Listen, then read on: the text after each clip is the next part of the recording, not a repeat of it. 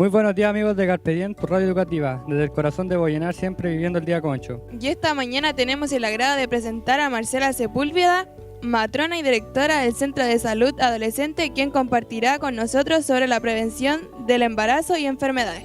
Bienvenida, señora Marcela. Hola, muchas gracias por la invitación y por la bienvenida. Bueno, como fui presentada, yo soy matrona, llevo varios años trabajando como matrona, en los últimos 15 años trabajando exclusivamente con adolescentes. Vengo del Centro de Salud Adolescente, que es un consultorio exclusivamente para los jóvenes, donde damos todo tipo de atenciones y especialmente atenciones en salud sexual y reproductiva. Hoy día se me invitó a conversar en relación a la prevención del embarazo y la prevención de las infecciones de transmisión sexual. Quizás antes de hablar de la prevención del embarazo y de las infecciones de transmisión sexual, sería bueno que pudiéramos hablar de sexualidad, ¿ya? Porque la prevención del embarazo tiene que ver un poco con ese tema. Definir la sexualidad como algo central del ser humano, que abarca tanto el sexo, la identidad, los papeles de género, el erotismo, el placer, la intimidad, la reproducción y la orientación sexual. Entonces, cuando hablamos de sexualidad no nos referimos solamente a las relaciones sexuales, sino que nos referimos a cómo también nos relacionamos con las demás personas. Se vive y se expresa a través de pensamientos, fantasías, deseos, creencias, actitudes, valores, conductas, prácticas, papeles y relaciones interpersonales. A veces nos resulta un poco difícil hablar de sexualidad, nos da un poco de vergüenza, sobre todo a esta edad, pero es importante entender que la sexualidad es absolutamente normal y es algo que nos acompaña toda la vida, desde que nacemos hasta nuestra muerte. Sí hacer la diferencia en que la sexualidad es un poco distinto al tener relaciones sexuales. El tener relaciones sexuales es parte de la sexualidad, pero uno empieza a tener relaciones sexuales a cierta edad del individuo. En cambio, se es un ser sexuado toda la vida. Si hablamos de las relaciones sexuales, en realidad uno tiene que tener presente básicamente que la actividad sexual puede tener consecuencias, y es uno de los temas más importantes que se tratan en la etapa de la adolescencia, porque las consecuencias pueden tener impacto importante en la vida del adolescente. ¿Cuáles son las principales consecuencias de la actividad sexual? Obviamente el embarazo, muchas veces que son embarazos que no son planificados o que no son deseados, y las infecciones de transmisión sexual. Cuando hablamos del embarazo adolescente o hablamos de la actividad sexual en la adolescencia, tenemos que de alguna manera incorporar el concepto de responsabilidad. Entonces siempre nos preguntamos a qué edad es adecuado, a qué edad se debe o a qué edad se puede empezar a tener relaciones sexuales. Y lo importante es el concepto de responsabilidad, de cómo yo me hago cargo de evitar las consecuencias del embarazo, de la actividad sexual, en este caso del embarazo, o cómo yo me hago cargo de evitar que me pueda contagiar o pueda transmitirle alguna infección de transmisión sexual a mi pareja.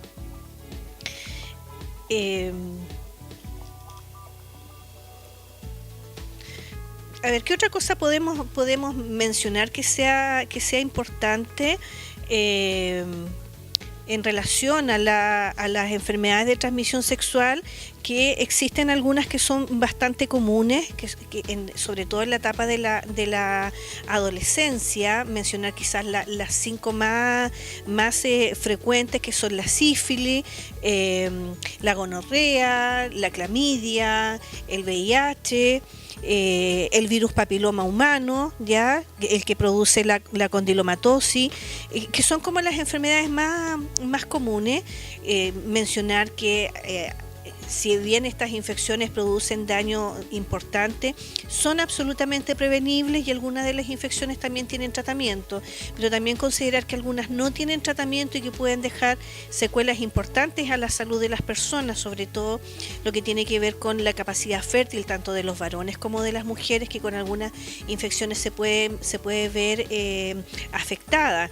Ejemplo de ello, por ejemplo, cuando la persona se contagia de una gonorrea, En el caso de las mujeres, que es una infección que es un poco difícil de diagnosticar, que produce daño severo en sus órganos reproductores, y esto puede significar el que a futuro la mujer no pueda embarazarse. Mencionar, por ejemplo, que el contagio del virus papiloma humano se relaciona en el caso de las mujeres con el desarrollo del cáncer cervicuterino, que es una de las principales causas de muerte en nuestro país. A pesar de ser el cáncer fácil de diagnosticar, todavía hay muchas mujeres que se mueren diariamente a causa del cáncer cervicuterino. Comentar en relación a la prevención del embarazo, que tenemos acceso a métodos de prevención que están a la mano, que podemos acceder a ello, y por eso es tan importante el concepto de responsabilidad, porque en la medida que yo me hago responsable puedo ir en busca de estos mecanismos de prevención. Y mencionarles que un elemento que tenemos a la mano para la prevención es el poder asistir a los centros de salud donde nos pueden orientar, nos pueden aconsejar respecto de los mecanismos de prevención, nos pueden ofrecer métodos anticonceptivos, nos pueden ofrecer métodos de prevención del embarazo, como es el centro adolescente que está en la ciudad de Melipilla, a los que pueden acceder todos los adolescentes de la comuna, y que es un servicio para el cual no necesariamente necesitan acceder con los adultos responsables, pueden consultar los adolescentes de manera independiente, en un ambiente que es adecuado para el adolescente y que sobre todo es confidencial.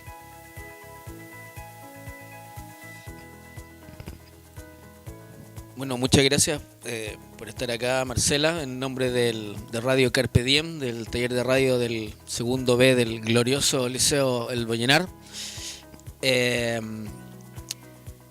El grupo de panelistas ha preparado una entrevista con algunas preguntas, algunas interrogantes que fueron saliendo en nuestra reunión de pauta.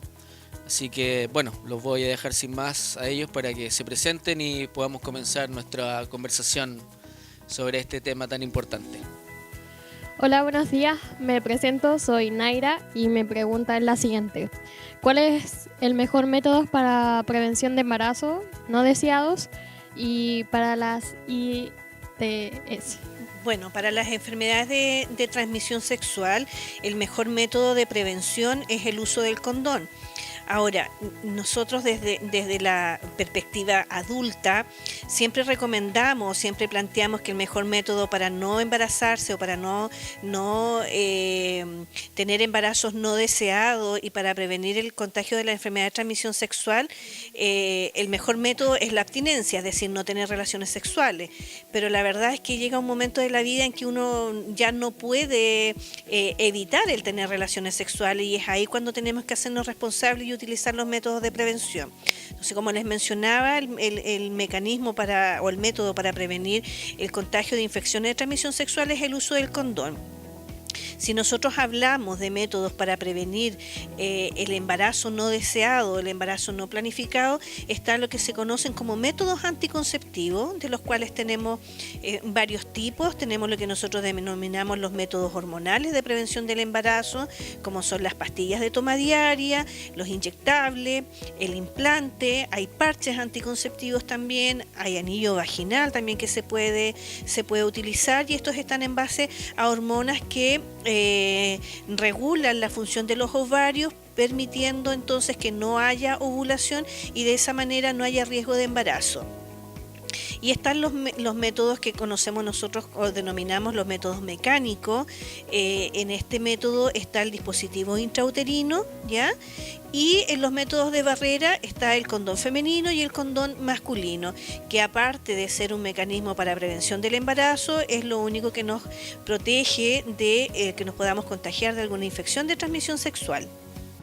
Bueno, vemos que no son pocas las medidas anticonceptivas. Y se me viene a la mente los jóvenes de Melipilla, ¿dónde deberían recurrir para obtener estos métodos anticonceptivos, ya sean condones, hormonales, etcétera? Pueden acudir al Centro de Salud Adolescente, que está ubicado en Hurtado, esquina Prat. A este centro pueden acceder todos los adolescentes y jóvenes que sean beneficiarios de FONASA, ¿ya? Y el único requisito que se les solicita para poder ser atendidos es que estén inscritos en algún consultorio de la comuna, el que esté más cercano a su domicilio. Por ejemplo, acá en Boyenar, los que estén inscritos en la posta de Boyenar o estén inscritos en alguna posta o en algún consultorio cercano, pueden acceder sin problemas a la atención en el centro adolescente. Nosotros allá contamos con todas las alternativas anticonceptivas. Tenemos pastillas de toma diaria, tenemos la anticoncepción de emergencia, tenemos los inyectables, ya sea mensual o trimestral, tenemos dispositivo intrauterino, tenemos el implante hormonal, que es una súper buena alternativa, tenemos los condones masculinos y en un tiempo próximo vamos a tener también condón femenino. Buenas tardes, mi nombre es José y mi pregunta es, ¿en los últimos 10 años ha subido o bajado la tasa de embarazo adolescente en Chile?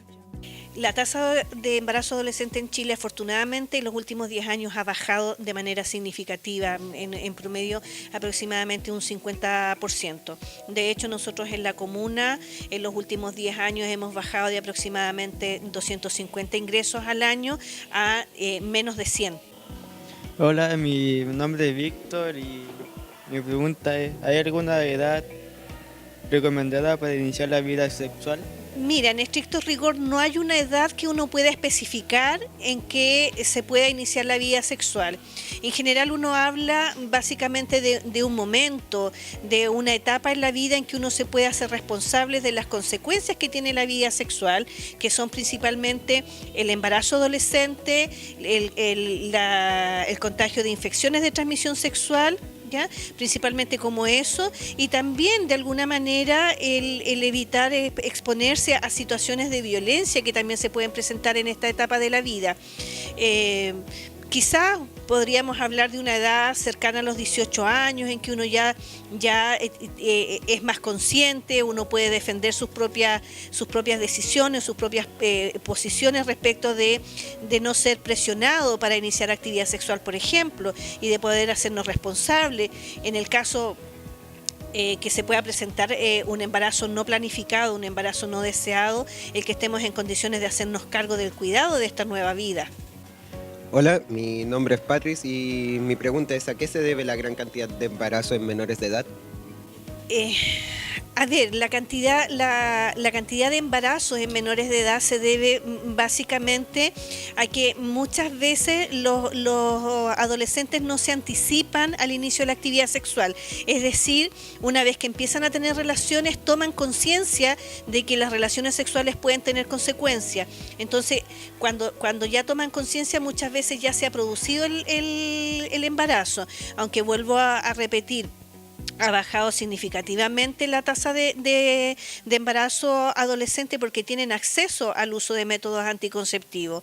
Pero como te decía, en realidad tiene que ver con la poca conciencia de las consecuencias que puede tener la actividad sexual. Hola, mi pregunta es, ¿por qué entre los 20 y 35 años es la mejor edad para tener hijos? La mejor edad quizá visto desde lo social o visto desde lo biológico, en el sentido en que entre los 20 y los 35 años nuestro cuerpo está en las mejores condiciones de vivir un embarazo, es decir, disminuye el riesgo de enfermar, disminuye el riesgo de poder tener hijos que vengan con alguna enfermedad congénita o una enfermedad genética. Y desde lo social, porque ya entre los 20 y los 35 años tenemos claro qué es lo que queremos para la vida, tenemos planificado de alguna manera nuestra vida, más cercano a los 30 o 35 años ya tenemos una independencia económica. Entonces por eso se puede plantear que es como la mejor edad para tener hijos. Hola, mi nombre es Freilán. ¿Por qué los niños están más revolucionados hoy en día en cuanto a la sexualidad? ¿Cómo se puede evitar eso? A ver, revolucionados en lo que es su sexualidad, quizás podríamos plantear que los jóvenes, los adolescentes están expresando más libremente, más abiertamente su sexualidad. No sé si son más liberales que antes o expresan más su sexualidad, o sea, de hecho expresan más su sexualidad que antes, y eso es un aspecto positivo. ¿Por qué se produce eso? Porque también hay hay estimulación social respecto de eso. Si nosotros vemos la publicidad o lo que vende la televisión, en realidad son elementos que están súper sexualizados. No sé, por un comercial que vende alcohol o que vende una cerveza, siempre sale el cuerpo femenino bastante escaso de ropa, y eso de alguna manera genera una estimulación visual en los adolescentes. Entonces podríamos culpar de alguna manera a la estimulación social respecto de la expresión más temprana de los adolescentes respecto de su sexualidad. Hola, mi nombre es Benjamín y mi pregunta es: ¿cuál de los métodos conocidos es el menos efectivo para la prevención de embarazo? El método menos efectivo, no usar nada. Eso es lo menos efectivo. Pero si hablamos de los métodos anticonceptivos instaurados, podríamos decir que el condón como método anticonceptivo ya sería lo menos efectivo en cuanto a porcentaje de efectividad. Pero es súper importante tener en claro que el preservativo es el único método que nos va a proteger de contagiarnos de alguna enfermedad de transmisión sexual. ¿Qué se está haciendo a nivel país por la educación sexual en los colegios? A nivel país han habido en los últimos 10 o 15 años varias estrategias. Hace unos poco más de 15 años se estableció un proyecto que se llamaban JOCAS, que tenían que ver con jornadas de afectividad y sexualidad que se hacían en los colegios. La verdad es que fue como bastante polémico, porque siempre existe el mito de que si con los adolescentes hablamos de sexualidad, como que los vamos a estimular a que empiecen a tener relaciones a temprana edad. Después de las JOCAS, ya en épocas más actuales, se han instaurado algunas normativas que obligan de alguna forma a los establecimientos educacionales a impartir programas de prevención del embarazo o programas de sexualidad. Entonces, a nivel nacional, a nivel de Estado, lo que se ha estado estimulando es que en los establecimientos educacionales se hable de sexualidad. Hola, mi nombre es Carlos y mi pregunta es esta: ¿qué tipo de ITS son las más comunes? Como les mencionaba en un comienzo, las más comunes son la sífilis, la gonorrea, el VIH, el contagio del virus papiloma humano y las clamidias. Esos son como las más comunes en Chile y sobre todo las más comunes en población adolescente y joven. Hola, mi nombre es Michael y mi pregunta sería: ¿es cierto que el VIH ya tiene cura definitiva? La verdad es que desde lo personal considero que es un poco prematuro el considerar que el virus del VIH tiene cura definitiva. Hay algunas investigaciones que nos llevan muchos años en que los tratamientos han permitido que no haya o que no se detecte en sangre el virus del VIH. Pero requiere de estudios más prolongados en el tiempo para decir definitivamente que la infección tiene cura definitiva o tiene tratamiento definitivo. Hola, mi nombre es Andrés y ¿cree que sería una buena medida el aborto libre en nuestro país? Bueno, esa es una pregunta bastante difícil que implica aspectos éticos y aspectos morales. Voy a plantear una postura súper personal respecto del tema del aborto libre. Considero yo en lo personal que la mujer tiene derecho a elegir, ¿ya? A elegir libremente qué es lo que ella quiere hacer con su cuerpo, por expresarlo de alguna manera. El aborto libre significa que la mujer tenga la opción de decidir, y esto no necesariamente va a implicar que vaya a aumentar la frecuencia o el porcentaje de abortos en la población. Simplemente le da la oportunidad a la mujer de decidir si quiere o no quiere ser madre, y es quizás un elemento o una opción importante cuando el embarazo implica situaciones bastante complejas o bastante conflictivas, como por ejemplo cuando el embarazo se genera por un abuso sexual o una violación. ¿Qué daños emocionales más comunes puede sufrir una mujer que practica un aborto? Los daños emocionales, la verdad es que es bien polémico las consecuencias emocionales que puede tener un aborto, ¿ya? Yo creo que tiene que ver un poco en las condiciones en que la mujer se ha enfrentado al embarazo. Si es un embarazo que se ha producido por una agresión sexual, yo creo que las consecuencias emocionales están dadas básicamente por la agresión en sí, más que por la interrupción del embarazo. Si vemos alguna situación crítica, por ejemplo, quizás la opción del aborto no genere daños emocionales. Si vemos una mujer que no está en condiciones ni emocionales, ni económicas, ni sociales en asumir en realizarse un aborto, en realidad no creo que esto vaya a tener consecuencias. A veces ha ocurrido, y creo alguna vez haber tenido un caso de una mujer que se había embarazado de una persona que la agredía físicamente de manera muy severa, y ella se había embarazado no porque hubiese querido embarazarse, hubiese sido irresponsable, sino porque el método anticonceptivo que ella estaba usando le falló. La verdad es que ella no estaba en condiciones emocionales ni económicas de asumir la gestación, y ella optó por el aborto. Y la verdad es que, vuelvo a insistir, muchas veces las situaciones que originan la opción de optar por un embarazo generan mucho más daño emocional que el aborto mismo. ¿Y cuáles son los riesgos que corre la mujer a largo plazo al hacerse un aborto clandestinamente, por decirlo así? Los daños físicos que puede a largo plazo. Bueno, los daños físicos. Sí, mira, una de las situaciones que más se ha cuestionado en relación al aborto y que más defiende la opción del aborto libre tiene que ver con que la mujer pueda acceder al aborto en condiciones seguras, es decir, que pueda ir a una clínica o pueda ir a un hospital a realizarse un aborto, porque efectivamente los abortos clandestinos por personas que no son profesionales de la salud, que no están dados en condiciones de higiene, utilizando material adecuado, puede generar daño severo. Hay mujeres que han perdido su útero a causa de un aborto clandestino. ¿Por qué? Porque se perforan los úteros, porque hay sangramiento, porque hay infecciones, que al final el único tratamiento es extirpar el útero. Por eso se defiende tanto la posibilidad de que la mujer pueda acceder al aborto libremente en condiciones de seguridad. Yo tengo una duda anexo a todo.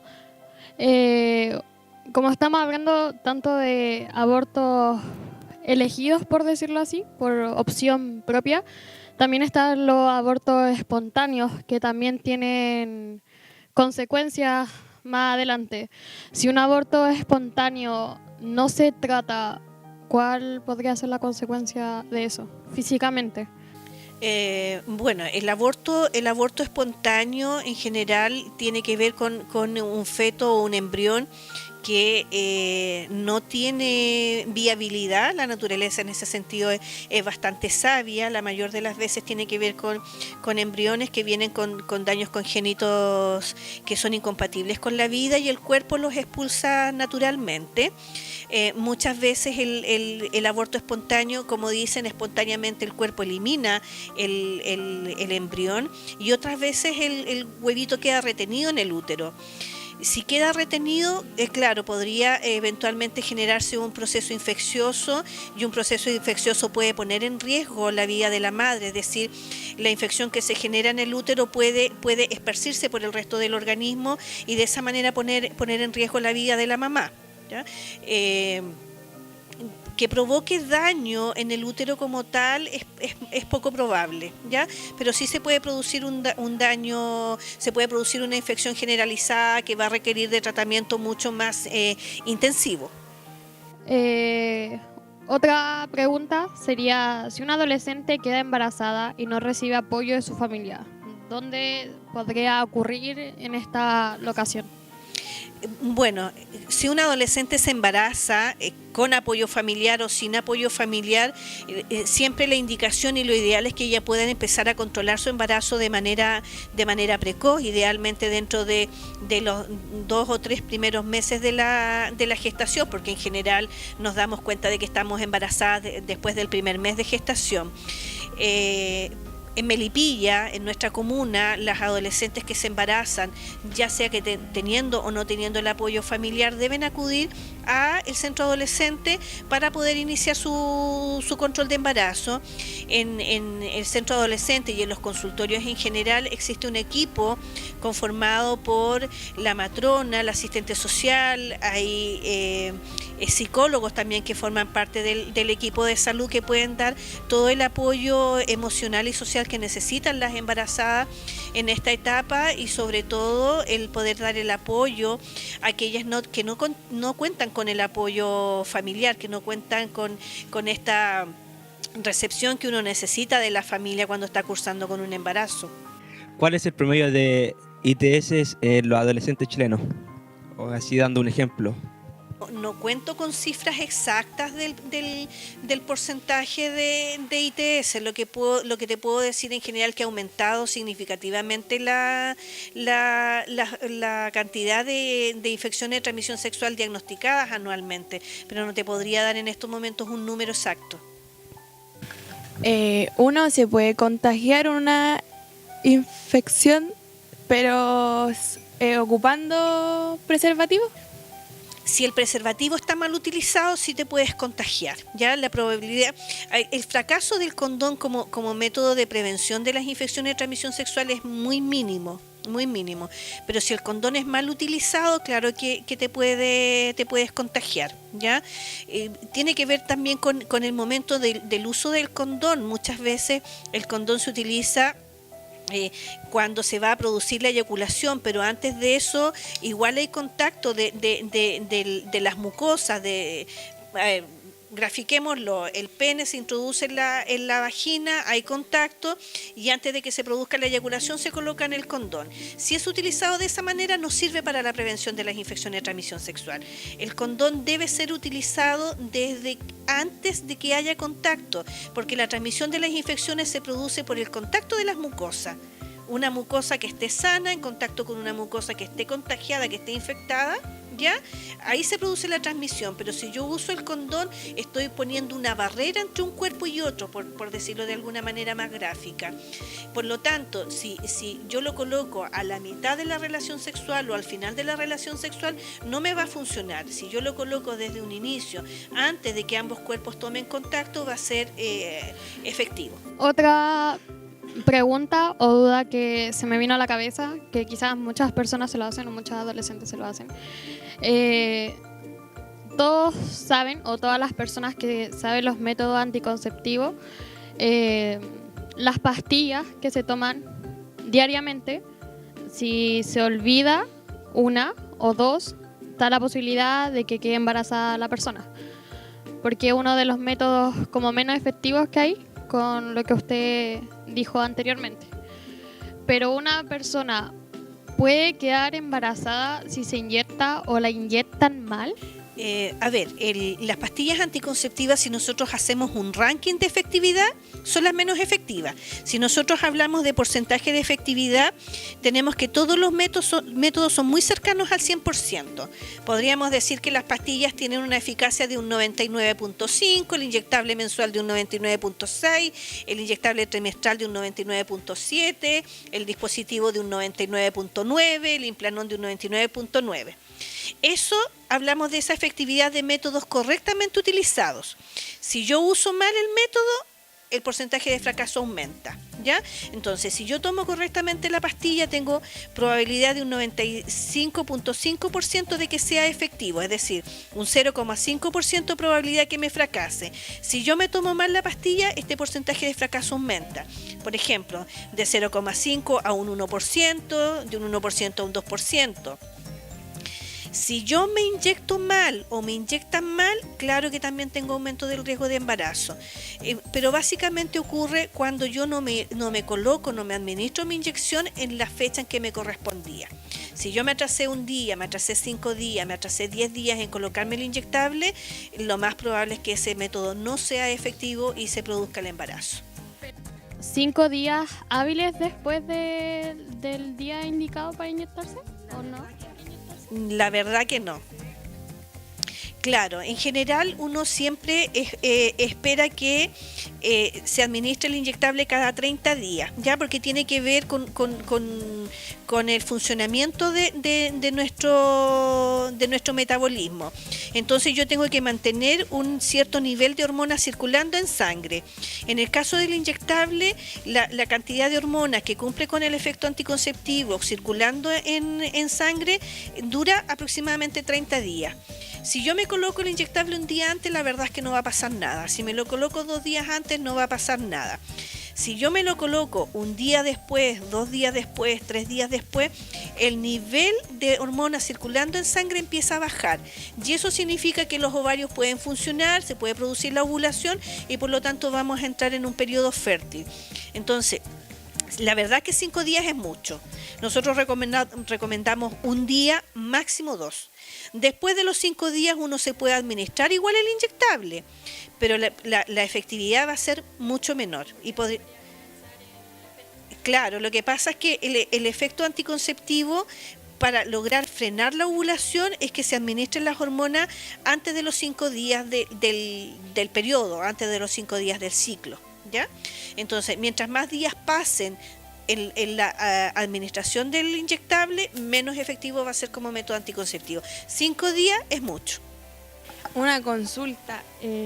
¿Uno puede quedar embarazada si cambia el método así como en ese lapso, por ejemplo, de pastilla pasar a inyección o inyección a pastilla? Podría aumentar el riesgo de fracaso del método si cuando hacemos cambios sí, podría ocurrir. No es que sea seguro que vaya a bajar el método, pero podría aumentar el riesgo de fracaso, porque estamos cambiando un nivel de hormonas circulando en sangre, ¿ya? Entonces, estas variaciones de niveles de hormonas circulando en sangre son las que pueden hacer que el método fracase. Hola, mi nombre es Miguel y tengo una pregunta. ¿Los tapones sirven como anticonceptivo? ¿Los tampones? Tampones. No. Los tampones, a ver, en estricto rigor no funcionan como método anticonceptivo porque la función del tapón es absorber la sangre que se elimina durante la menstruación. Y la verdad es que no, el tener relaciones sexuales penetrativas cuando la mujer usando el tampón es un poquitito complejo, porque el tampón está ocupando el espacio que debiera ocupar el pene en la penetración. ¿Es cierto que la intensidad del orgasmo masculino está relacionada con el tiempo de abstinencia? Bueno, voy a meter la cuchara con el respeto de Marcela. José, bueno, es que yo creo que un hombre puede responder mejor a esa pregunta. De todas maneras. Sí, por eso me tomé la palabra. Sí afecta positivamente el nivel del orgasmo, de calidad, digamos, estamos hablando. He aprendido algo nuevo. He aprendido todo lo que se aprende algo nuevo. ¿Qué es o qué es llamado una zona erógena? A ver, las zonas erógenas son las zonas que al ser estimuladas te producen placer sexual. Ahora, se dice que la zona erógena más extensa es la piel. Si hay estimulación de la piel, de cierta manera se pueden producir sensaciones placenteras. ¿Y qué hay de cierto que las mujeres tienen un punto G? Lo que pasa es que tiene que ver con la anatomía de la vagina y de los órganos sexuales femeninos. El punto G se refiere básicamente a una extensión del clítoris que se puede palpar desde la vagina, ¿ya? Y el clítoris es el órgano sexual femenino que está relacionado exclusivamente con el placer. Así que podríamos decir que la parte del cuerpo del clítoris que se palpa desde al interior de la vagina sería el punto G. ¿Por qué se dice que el orgasmo es necesario y sano en la vida de una persona? Necesario, no sé si tan necesario. Sano sí, porque la sexualidad es una expresión absolutamente normal y es algo que se debe experimentar normalmente, saludablemente y sanamente, pero no sé si es estrictamente necesario, ¿ya? Creo yo que todas las expresiones de la sexualidad tienen que ver con la voluntad de las personas. Puede que haya alguien que decida no tener actividad sexual y no vivir la sexualidad corporal en su vida, y para esa persona no va a ser necesaria el tener un orgasmo. Yo creo que es un elemento súper individual en cada uno. No me atrevería a decir que es algo exclusivamente necesario. Perfecto. Yo creo que podríamos estar hablando acá durante unas 2 horas más, pero esta entrevista está llegando a su fin por la hora. Así que de mi parte quiero darle las muchísimas gracias a Marcela por su tiempo y dedicación que ha tenido con nosotros y con la radio Carpe Diem. Y nada, yo creo que un aplauso merecido